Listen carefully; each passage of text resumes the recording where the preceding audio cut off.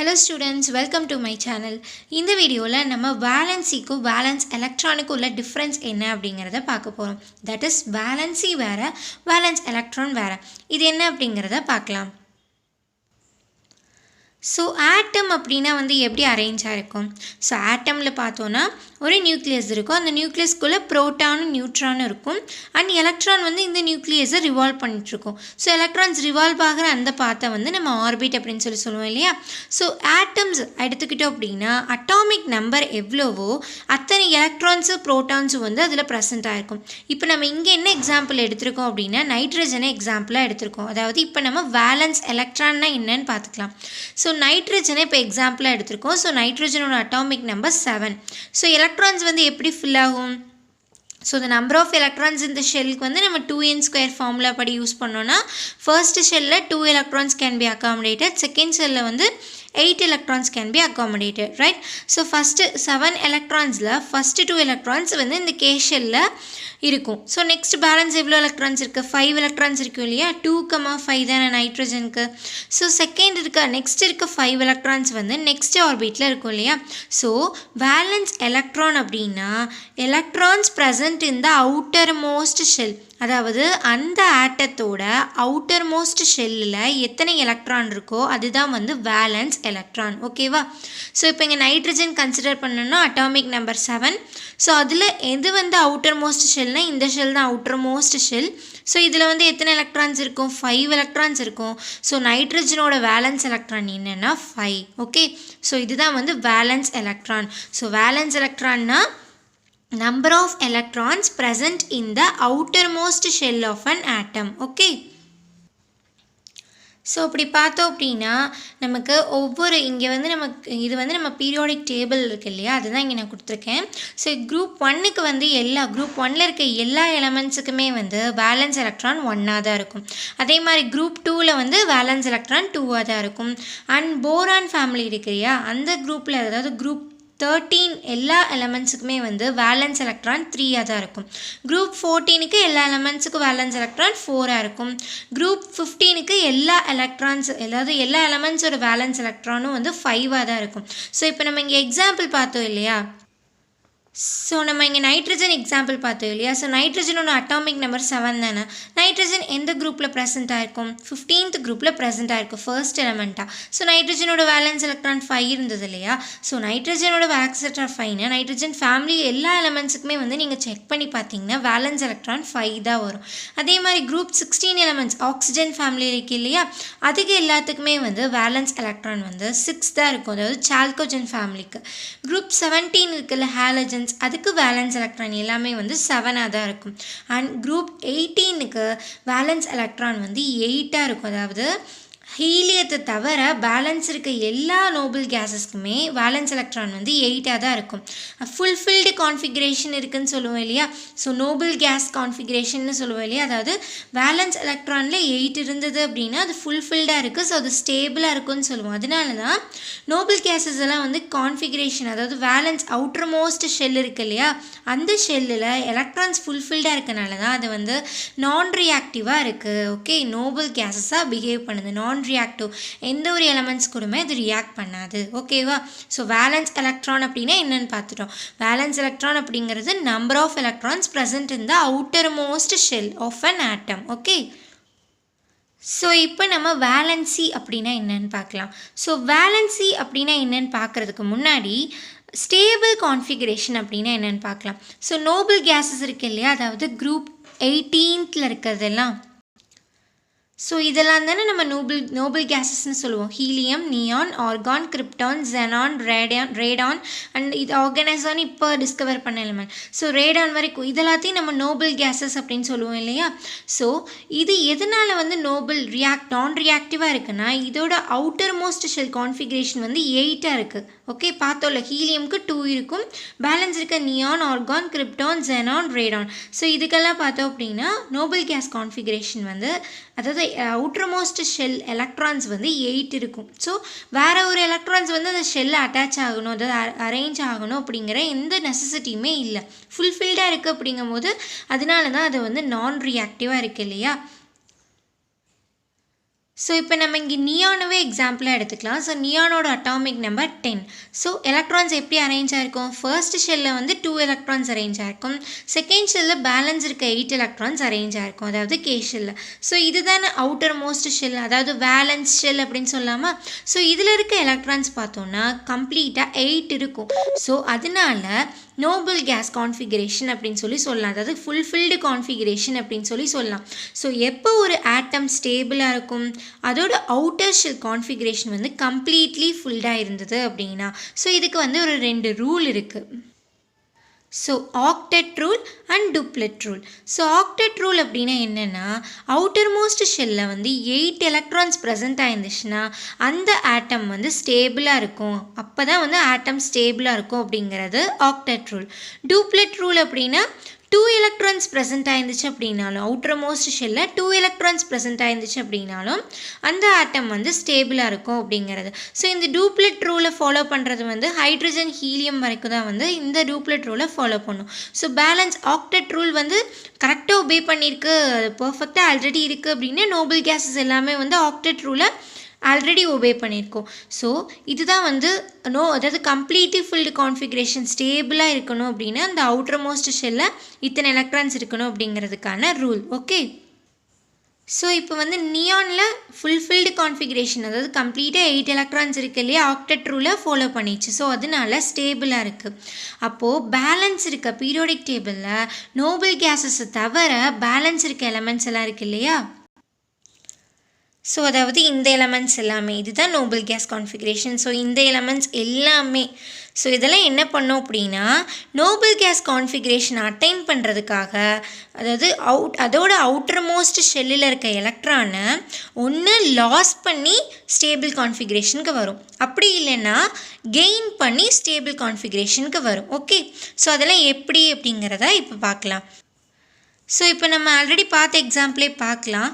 Nitrogen இருக்குது இல்லையா, so nitrogen 7 electrons இருக்கும். ஸோ 7 எலக்ட்ரான்ஸில் ஃபஸ்ட்டு 2 எலக்ட்ரான்ஸ் வந்து ஃபஸ்ட்டு ஷெல்லில் இருக்கும். ஸோ பேலன்ஸ் 5 எலக்ட்ரான்ஸ் செகண்ட் ஷெல்லில் இருக்கும் இல்லையா. ஸோ அவுட்டர் மோஸ்ட் ஷெல்லில் 8 எலக்ட்ரான்ஸ் இருந்தது அப்படின்னா தான் அந்த ஆட்டம் வந்து ஸ்டேபிளாக இருக்கும். ஸோ இங்கே வந்து 5 எலக்ட்ரான்ஸ் அவுட்டர் மோஸ்ட் ஷெல்லில் இருக்குது. ஸோ இன்னும் எத்தனை எலக்ட்ரான்ஸ் கிடைச்சா இந்த நைட்ரஜன் வந்து ஸ்டேபிளாக இருக்கும்? ஸோ இன்னி 3 எலக்ட்ரான்ஸ் கிடைச்சது அப்படின்னா இந்த நைட்ரஜன் வந்து ஸ்டேபிளாக இருக்கும் இல்லையா, ஒரு ஸ்டேபிள் கான்ஃபிகரேஷன், அதாவது நியானோட கான்ஃபிகரேஷனை அட்டைன் பண்ணிடும். நியான் ஆட்டத்தோட கான்ஃபிகரேஷன் அவுட்டர் மோஸ்ட் ஷெல்லி 8 வந்துச்சுன்னா 8 இருந்ததுன்னா neon. So noble gas configuration இந்த நைட்ரஜன் அட்டைன் பண்ணணுன்னா அதுக்கு இன்னும் 3 எலக்ட்ரான் தேவை இல்லையா. ஸோ அப்போது நைட்ரஜனோட வேலன்சி என்னன்னா 3. ஓகே, ஸோ அதாவது எத்தனை எலக்ட்ரான் வந்து அந்த ஆட்டத்துக்கு வேணுமோ, அந்த ஆட்டத்துக்கு தேவையோ, ஆர் அந்த ஆட்டம் அதை லாஸ் பண்ணி ஸ்டேபிளைஸ் பண்ணிக்காதவே அது ஸ்டெபிளைஸ் பண்ணிக்கிறதுக்காக எத்தனை எலக்ட்ரானை லாஸ் பண்ணுதோ இல்லை எத்தனை எலக்ட்ரானை கெயின் பண்ணுதோ அதுதான் வந்து அந்த ஆட்டத்தோட வேலன்சி அப்படிங்கிறது. ஓகே, ஸோ இப்போ வேலன்சி அப்படின்னா என்னென்னு புரிஞ்சிருக்கும். ஓகே, ஸோ வேலன்சி அப்படிங்கிறது maximum number of electrons that an atom can lose or gain in order to stabilise themself. அது ஸ்டேபிள் பண்ணிக்கிறதுக்காக எத்தனை எலக்ட்ரானை மேக்ஸிமம் அது லாஸ் பண்ணுதோ அப்படி இல்லைன்னா அது கெயின் பண்ணுதோ அதுதான் வந்து வேலன்சி அப்படிங்கிறது. ஓகே, ஸோ இது எப்படி சொல்லலாம் அப்படின்னா number of valence electrons and atom uses to form a chemical bond, அதாவது அதோட வேலன்ஸ் எலக்ட்ரானில் எத்தனை எலக்ட்ரான்ஸை வந்து அது பாண்ட் ஃபார்மேஷனுக்காக யூஸ் பண்ணிக்குதோ அதுதான் வேலன்சி அப்படின்னு கூட சொல்லலாம். Okay, so I hope you understand. So இதுதான் வந்து வேலன்சிக்கும் வேலன்ஸ் எலக்ட்ரானுக்கும் உள்ள டிஃப்ரென்ஸ். வேலன்சி அப்படிங்கிறது maximum number of electrons that an atom can lose or gain in order to stabilise themself. அது ஸ்டெபிளைஸ் ஆகிறதுக்காக எத்தனை எலக்ட்ரானை லாஸ் பண்ணுதோ ஆர் கெயின் பண்ணுதோ அதுதான் வேலன்சி அப்படிங்கிறது. வேலன்ஸ் எலக்ட்ரானை ஷார்ட் அண்ட் ஸ்வீட்டாக சொல்லலாம். என்னென்னா electrons present in outer most shell. எத்தனை எலக்ட்ரான்ஸ் அவுட்டர் மோஸ்ட் ஷெல்லில் இருந்தது அப்படின்னாலும் அது வேலன்ஸ் எலக்ட்ரான் தான். ஓகே, ஸோ இப்போ இந்த இதிலே பாருங்கள், ஸோ நம்ம வேலன்ஸ் எலக்ட்ரான் பார்த்தோம் இல்லையா. ஸோ இப்போ இந்த குரூப் ஒன்னுக்கு வந்து இது ஹைட்ரஜன். ஸோ ஹைட்ரஜன் வந்து ஹைட்ரஜனோட வேலன்ஸ் எலக்ட்ரான் என்னன்னு பார்த்தோம்னா ஹைட்ரஜனோட வேலன்ஸ் எலக்ட்ரான் 1. எதனாலனா ஹைட்ரஜனுக்கு வேலன்ஸ் எலக்ட்ரான் ஆல்ரெடி 1 தான் இருக்குது. அதுவே ஹைட்ரஜனுக்கு வேலன்சி எவ்வளோன்னு பார்த்தோம்னா 1. இது எதனால் அப்படின்னா வேலன்ஸ் எலக்ட்ரான் 1ங்கிறனால இல்லை, இன்னும் ஒரு எலக்ட்ரான் இதுக்கு இருந்ததுன்னா அது வந்து ஹீலியம்கான, அதாவது ஹீலியத்தோட கான்ஃபிகரேஷன் மாதிரி ஸ்டேபிள் கான்ஃபிகரேஷன் அட்டைன் பண்ணிடும். ஸோ அதனால ஹைட்ரஜனோட வேலன்சி வந்து 1. ஓகே, ஸோ ஹைட்ரஜன் வந்து ஒரு பாண்டு தான் வந்து ஃபார்மேஷன் பண்ண முடியும். ஓகே, ஸோ அதே மாதிரி பாருங்கள் லித்தியம் இருக்கு இல்லையா, அந்த லித்தியமோட அவுட்டர் மோஸ்ட் ஷெல்லில் ஒரு எலக்ட்ரான் தான் ப்ரெசென்ட் ஆகிருக்கும், அதாவது வேலன்ஸ் எலக்ட்ரான் 1 தான். ஸோ இந்த லித்தியம் வந்து வேலன்ஸ், அதாவது ஸ்டேபிள் கான்ஃபிகரேஷன் அட்டைன் பண்ணணுன்னா நோபல் கேஸ் கான்ஃபிகரேஷனுக்கு வரணும். ஸோ ஒன்று ஆர்கானுக்கு அது வரணும் அப்படின்னா இன்னும் எத்தனை எலக்ட்ரான் அதுக்கு தேவைப்படும், 1 தான் இருக்குது. ஸோ 7 எலக்ட்ரானை வாங்கிட்டு நோபல் கேஸ் கான்ஃபிகரேஷனுக்கு வரணும். நியானான நோபல் கேஸ் கான்ஃபிகரேஷனுக்கு வரதை விட இதுக்கிட்ட இருக்க ஒரு எலக்ட்ரானை லாஸ் பண்ணி ஹீலியத்தோட கான்ஃபிகரேஷனுக்கு வந்துடும். ஸோ ஹீலியமும் ஸ்டேபிள் தானே. ஸோ அதனால லித்தியத்தோட வேலன்சி என்னென்னா 1. ஸோ இது எத்தனை எலக்ட்ரானை லாஸ் பண்ணுது, ஒரு எலக்ட்ரானை லாஸ் பண்ணுது. அதே மாதிரி பெரிலியம் வந்து 2 எலக்ட்ரானை லாஸ் பண்ணும். போரான் வந்து 3 எலக்ட்ரான்ஸை லாஸ் பண்ணி ஹீலியத்தோட கான்ஃபிகரேஷன் அட்டைன் பண்ணும். கார்பனோட வேலன்ஸ் எலக்ட்ரான் வந்து 4 இருக்கும் இல்லையா. ஸோ அது என்ன பண்ணுன்னா 4 எலக்ட்ரான்ஸ் இன்னி கிடச்சது அப்படின்னா அது வந்து 8 வந்துடும் இல்லையா அவுட்டர் ஷெல்லில். ஸோ அது நோபல் கேஸ் கான்ஃபிகரேஷனுக்கு வந்துடும். ஸோ அதனால கார்பன் ஆட்டம் என்ன பண்ணுன்னா 4 ஆட்டம்ஸை கெயின் பண்ணிக்கும். ஸோ நைட்ரஜன் இருக்கு இல்லையா, இந்த இடத்துல நைட்ரஜன் இருக்கும் இல்லையா. ஸோ நைட்ரஜனோட வேலன்ஸ் எலக்ட்ரான் 5. ஸோ அதனால இன்னி 3 எலக்ட்ரான்ஸ் அது கிடச்சதுன்னா அது நோபல் கேஸ் கான்ஃபிகரேஷனுக்கு வந்துடும். ஸோ அதனால நைட்ரஜனோட வேலன்சி 3. ஸோ நெக்ஸ்ட்டு ஆட்டம், அதாவது ஆக்சிஜன் பார்த்தோன்னா ஆக்சிஜனுக்கு வேலன்ஸ் எலக்ட்ரான் 6 இருக்கும். ஸோ இன்னி 2 எலக்ட்ரான்ஸ் கிடச்சதுன்னா அது ஸ்டேபிள் கான்ஃபிகரேஷனுக்கு வந்துடும். ஸோ அதனால அது 2 எலக்ட்ரான்ஸை கெயின் பண்ணிக்கும். ஸோ ஆக்சிஜனோட வேலன்சி 2. அதே மாதிரி ஃப்ளூரினுக்கு இன்னி ஒரு எலக்ட்ரான் இருந்ததுன்னா நோபல் கேஸ் கான்ஃபிகரேஷனுக்கு வந்துடும், ஸ்டேபிளான கேஸ் கான்ஃபிகரேஷனுக்கு. ஸோ ஃப்ளூரினோட வேலன்சி 1. ஓகே, ஸோ இதுதான் வந்து வேலன்ஸ் எலக்ட்ரானுக்கு வேலன்சிக்கான டிஃபரன்ஸ். ஸோ இப்படி பார்த்தோன்னா ஹைட்ரஜனோட வேலன்ஸ் எலக்ட்ரான் வந்து 1 இருக்கும், வேலன்சி 1 இருக்கும். அதாவது அதுக்கு ஒரு எலக்ட்ரான் வந்து அது கெயின் ஆகும். ஓகே, ஸோ ஹீலியத்தோட வேலன்ஸ் எலக்ட்ரான் 2 இருக்கும். ஸோ அது ஸ்டேபிளாக தான் இருக்கும். லித்தியம் ஒரு எலக்ட்ரான் தான் அவுட்டர் மோஸ்ட் ஷெல்லில் இருக்கும். ஸோ வேலன்ஸ் எலக்ட்ரான் 1, வேலன்சி வந்து 1. அது வந்து இருக்கிற ஒரு எலக்ட்ரானை லாஸ் பண்ணும். ஸோ பெரிலியம் வந்து வேலன்ஸ் எலக்ட்ரான் 2. ஸோ வேலன்சியும் 2, அது வந்து வேலன்ஸ் எலக்ட்ரான் 2வை லாஸ் பண்ணும். ஸோ அதனால தான் இதெல்லாம் லித்தியம் வந்து ப்ளஸ்ன்னு எழுதுவோம், பெரிலியம் வந்து 2+ எழுதுவோம். அண்ட் போரான் வந்து 3 எலக்ட்ரான்ஸ் இருக்கும். ஸோ அது வந்து 3 எலக்ட்ரான்ஸை லாஸ் பண்ணும். ஸோ போரான் வந்து B3+ எழுதுவோம். அண்ட் கார்பன் வந்து 4 electrons valence electron and valency வந்து 4. அது வந்து இதுக்கு 4 எலக்ட்ரான்ஸை கெயின் பண்ணிக்கும்.